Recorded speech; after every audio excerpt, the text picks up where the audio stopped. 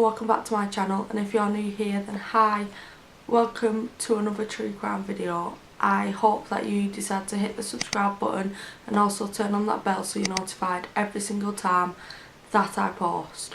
Also check out my social media for any sort of updates, and I also have a Patreon now which I will link in the description box down below. So before getting into today's video, I want to give my usual disclaimer. I mean no disrespect to anybody that I talk about in this video.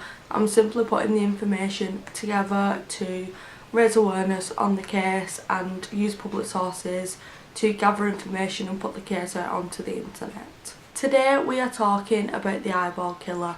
Now this was a controversial case with the public, and there was a lot of different views on this case which I will go over a little later in this video. Charles Albright was born on the 10th of August in 1933 in Amarillo, Texas.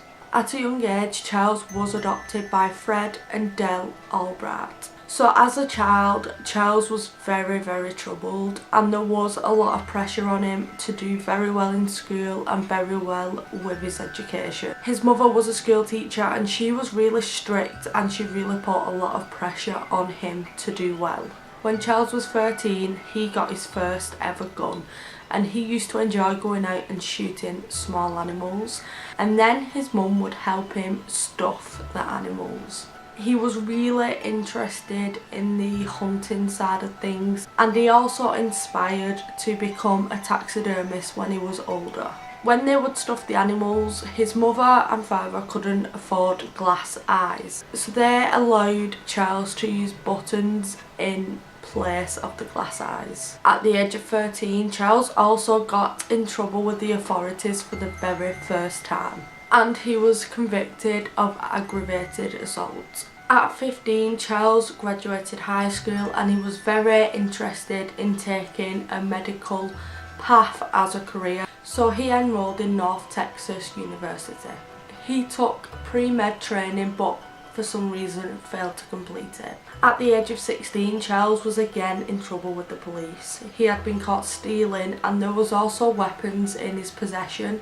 He was jailed for 1 year for this, but only ended up serving 3 months of the 1 year sentence. When Charles was released from jail, he attended Arkansas State University, and he also majored in pre-med studies. But for some reason, whilst he was at college, his criminal streak continued, and he was again caught stealing, but this time he wasn't jailed, he was only expelled from college. Because he was expelled, Charles decided to forge his degree.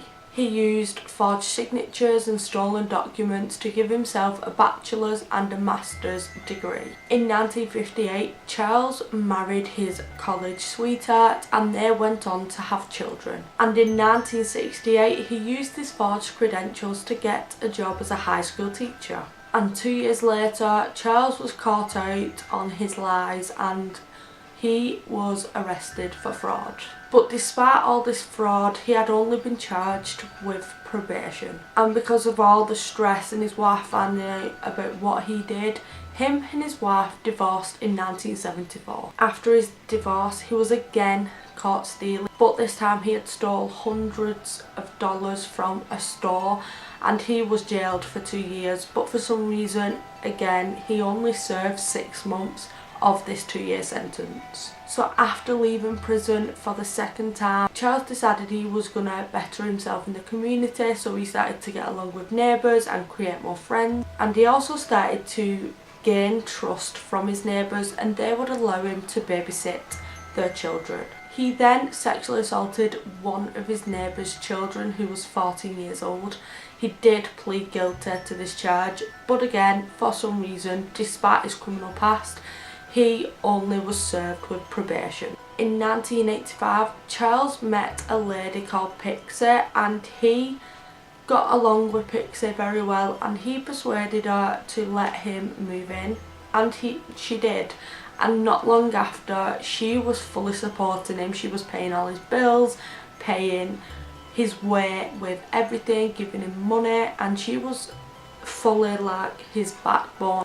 Despite everything that Pixie did for Charles, she believed that Charles was leaving in the early hours to go and visit prostitutes. On the 13th of December 1990, 33-year-old Marieroseee Pratt was found dead. She was wearing only a bra and she had been killed by a shot to the back of the head. When the autopsy was conducted, a medical examiner said that her eyes had been removed with extreme precision. And on the 10th of February 1991, 27-year-old Susan Peterson had also been found dead. She was found on the exact same street that Mary Pratt had been found on, and she was nearly naked and had been shot 3 times. The medical examiner said that her eyes had also been removed, just like Mary Pratt's. On the 10th of March 1991, Shirley Williams had also been found dead.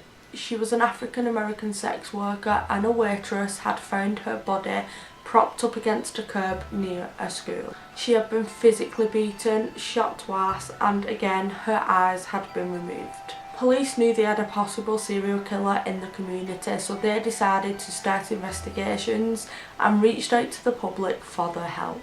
And on the 31st of March 1991, Charles Albright was arrested on suspicion of murder. A woman had given a tip to police saying that Charles was friends with Mary Pratt and that he had a weird obsession with knives and eyes. Also, several prostitutes came forward to say that Charles had assaulted them. These tips instantly caused suspicion with police, so they decided to get a search warrant and go and search his home. When searching his home, they found a revolver, several X-Acto knives. Now, I'm not too sure what type of knives they are, I don't know anything about knives. They found a red condom, and this was a big bit of information for police because the same condom was found near Shirley Williams' body, and Charles had no reason to use condoms. Dixie was going through the menopause, so she couldn't get pregnant. There was no chance that she would get pregnant, so it was made aware that he didn't need them condoms, but he still had the same condom that was found near Shirley Williamson's body. So Dixie had no idea about Charles's criminal past, and she only found out on the day that they were searching his home. She told police that Charles was home every single night, but despite this, police still went ahead and arrested him. Unfortunately, the gun that they found in Charles's home was not the gun that was used in the 3 murders. They didn't find any blood-soaked clothes to assume that he had been in a struggle or shot somebody, but they did find underwear and socks soaking in bleach, which was a bit of a weird one for the police. Inside his vacuum cleaner, they found hers that they thought at the time could link Charles to the murders. The hers looked exactly the same as Shirley Williamson's hair. Like I said earlier, she was an African American, so she would have had more thicker afro type hair, I assume. Due to the lack of DNA testing, they didn't have enough hair to test the DNA. Samples of Charles's hair was taken, and that was matched to the hair that was found on Shirley Williamson's body, but it hadn't actually been DNA tested because, again, the lack of DNA at the time. So this really is just coincidental evidence. Police made the decision that they had enough evidence to charge Charles with all 3 murders. When the trial began, the prosecutor's case fell apart, and all the evidence they had was really falling apart. Witnesses started to withdraw their statements and claim that the police forced them to say this information. Evidence was being lost and just thrown away, and Dixie had proof that Charles's car was not available for 2 of them murders, and even neighbours' statements backed that up. The only evidence that stood within the case was the hair. And again, like I said earlier, this evidence is only coincidental. It hadn't physically been DNA matched. But despite the lack of evidence, the jury came to the decision, and Charles was charged with the murder of Shirley Williamson. He was not charged for the other 2 murders, and he was given 1 life sentence. So now you can probably tell why the case was split with the public. the only evidence that they had was this hair. It had only been matched, so it had been matched by colour and length and thickness and things like that. It hadn't actually been matched by DNA. I think you can't really charge somebody for that, because again, it's only coincidental evidence. Yes, he was interested in hunting and eyes, but that doesn't necessarily mean he committed these crimes. I think the police kind of failed this case because they didn't keep the evidence safe, so bits of evidence that they did have were thrown away, in the police words, or lost, and that is very, very irresponsible when it comes to keeping evidence for a case, because now here we are 30 years down the line and we could have potentially DNA tested that and found out if it was actually him that did that, but we're unable to do that because of the lack of evidence due to it being lost. So many people did believe that Charles was in fact the eyeball killer, and many people believed that he only committed the one murder of Shirley Williams and didn't commit the other two, and many people think that he is innocent and been wrongly convicted. Now, what do you think about that? Do you think that he was wrongly convicted? Do you think that he shouldn't have been convicted on the evidence that he was convicted on? If you understand what I mean. Please let me know down below. I'm interested to hear your opinions on this case. So that is all for today's case. If you did enjoy this video, please give it a big thumbs up.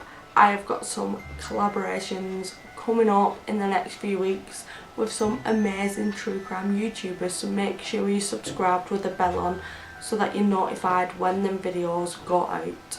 And I'll see you in my next true crime video.